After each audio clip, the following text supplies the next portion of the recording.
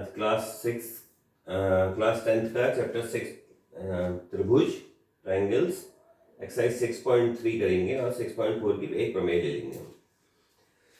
देखो एक क्वेश्चन तो वहां कर लिया था, दूसरा इजी सा है वो नहीं करा मैं। तीसरा है एक समलंब दे रखा है ABCD जिसमें AB समांतर है DC के, तो हमें OA अपॉन OC बराबर OB अपॉन OD प्रूफ करना है। इसका पता कैसे लगता है, करना क्या है करके देखो। जैसे ओ न्यूमरेटर में देखना दोनों के OA OB मतलब OAB एक त्रिभुज है, OC OD OCD दूसरा त्रिभुज, ये दोनों त्रिभुजों को समरूप सिद्ध करना है।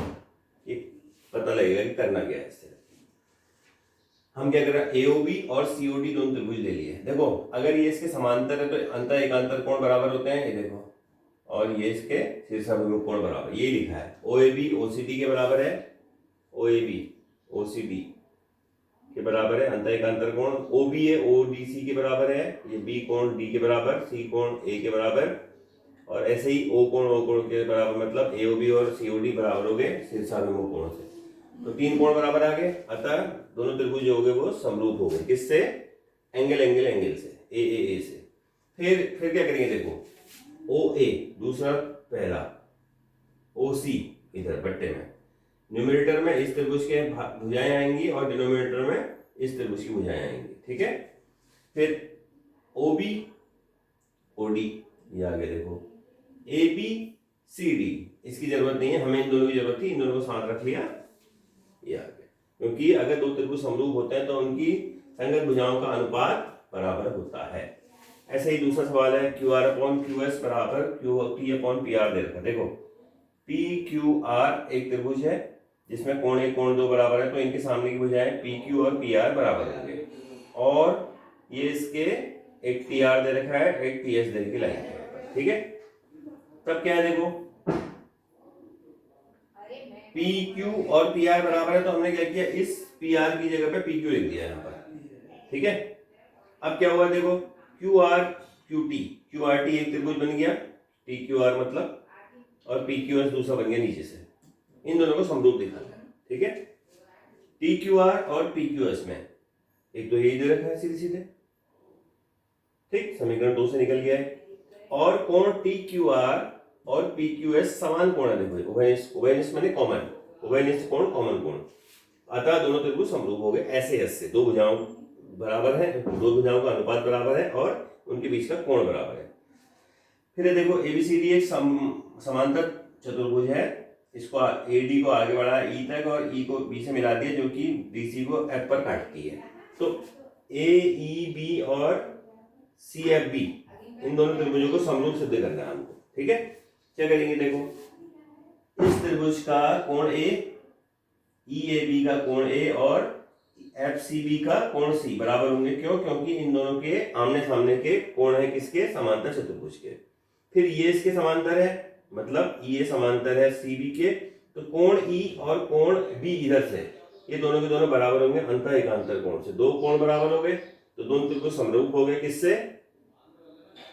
AA समरूपता की कसौटी से, क्योंकि दो कोण अगर बराबर तो तीसरा कोण भी बराबर होगा ही। फिर 11वां सवाल है, देखो समद्विबाहु त्रिभुज में, अच्छा ये दे रखा समद्विबाहु त्रिभुज ABC, तो कोण B कोण C बराबर होंगे। AD लंब है और यहां से एक इसको CB को आगे बढ़ाया E तक और E को मिला दिया इससे AC पर लंब डाल दिया EF, ठीक है। तो क्या करना है हमको, ABD और ECF को समरूप सिद्ध करना है। देखो ABD त्रिभुज और ECF त्रिभुज, पहला तो ABD कोण और ECF कोण बराबर होंगे। क्यों? क्योंकि कोण भी बराबर कोण C है, देखो, और कोण ADB और EFC ये 90 डिग्री के कोण है, इसलिए बराबर होंगे। तो दो कोण बराबर हो गए, इसलिए दोनों त्रिभुज समरूप हो गए, किससे? AA समरूपता की कसौटी से। फिर आगे 13वां सवाल देखो, हमें देखा ABAC और ADC है, ये दोनों बराबर है ADC, तो BAC और ADC त्रिभुज में कोण BAC बराबर कोण ADC हो गया, और ACD कोण और ACB कोण ACB, ये कॉमन एंगल है, AC कोण तो आ रहा दोनों में, उभयनिष्ठ कोण हो गया, तो दोनों दोनों त्रिभुज ए समरूपता की कसौटी से समरूप हो गए। अब अगर समरूप हो गए तो हम क्या करेंगे, एडी पहला दूसरा बट्टे ए बी, बी ए, सी ए बट्टे सी बी, देखो फिर यहां सी डी बट्टे सी ए, जैसा यहां लेंगे वैसे इधर भी लेंगे। अब इन दोनों को क्रॉस मल्टीप्लाई कर दिया, सी ए इंटू सी ए स्क्वायर बराबर C B into C D, यही सिद्ध करना था। अगला 15वां सवाल है, कह रहा है एक स्तंभ है 6 मीटर इसकी ऊंचाई है, इसकी छाया जो होती 4 मीटर की पड़ती है, ठीक है। उसी समय पर एक मीनार की ऊंचाई क्या होगी अगर उसकी छाया 28 मीटर पड़ती है। तो करेंगे क्या, दो त्रिभुज बना दिए हमने, एक ही समय पर जैसे यह है और यह है, दोनों की छाया एक ही टाइम पर जो पीछे पड़ेगी वो समान, मतलब उसका जो कोण बनेगा एंगल ऑफ एलिवेशन मतलब उन्नयन कोण, वो हमेशा बराबर होगा। इसका मतलब ये कोण सी और ये कोण आर बराबर होंगे। अब देखो 90 डिग्री यहाँ भी है, 90 डिग्री यहाँ भी है, एक कोण ये कोण इसके बराबर है, तो दो ए समरूपता की कसौटी से दोनों त्रिभुज समरूप हो गए। समरूप हो गए तो इनकी संगत भुजाओं का अनुपात बराबर होगा, ए बी बट्टे पी क्यू बराबर बी सी बट्टे क्यू आर होना चाहिए। ए बी बट्टे पी क्यू बराबर बी सी बट्टे क्यू आर, ए बी का मान रख दिया, पी क्यू को मान निकालना है बी सी का, और क्यू आर का मान रख दिया, क्रॉस मल्टीप्लाई किया, सॉल्व किया तो ये 42 मीटर आ गया इसका। अब आगे क्षेत्रफल प्रमेय हमारी त्रिभुजों की, ठीक है। क्या होता है इसमें, ए बी सी एक त्रिभुज है, पी क्यू आर एक त्रिभुज है, ये दोनों दोनों समरूप है, दे रखा है, ये समरूप है। समरूप है तो क्या होना चाहिए, इनकी संगत भुजाओं का अनुपात ए बी बट्टे पी क्यू बराबर बी सी बट्टे क्यू आर बराबर ए सी बट्टे पी आर होगा, और कोण ए बराबर कोण पी, कोण बी बराबर कोण क्यू, कोण सी बराबर कोण आर होगा, ये होता है, ठीक है।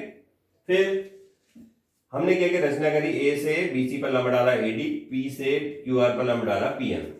अब क्या हो जाएगा उसके बाद, देखो हम ए बी डी त्रिभुज और पी क्यू एम त्रिभुज को लेंगे, ठीक है। कोण ए बी डी कोण पी क्यू एम के बराबर होगा, क्यों, ये तो दे रखा हमको यहाँ। कोण ए डी बी कोण पी एम क्यू ये भी बराबर होंगे, क्यों, 90 डिग्री से। अतः ये छोटे वाले त्रिभुज दोनों के दोनों समरूप हो गए, किससे, ए समरूपता की कसौटी से। फिर क्या होना चाहिए, ए बी बट्टे पी क्यू बराबर बी डी बट्टे क्यू एम बराबर ए डी बट्टे पी एम, इन त्रिभुजों की संगत भुजाओं का अनुपात भी बराबर होगा।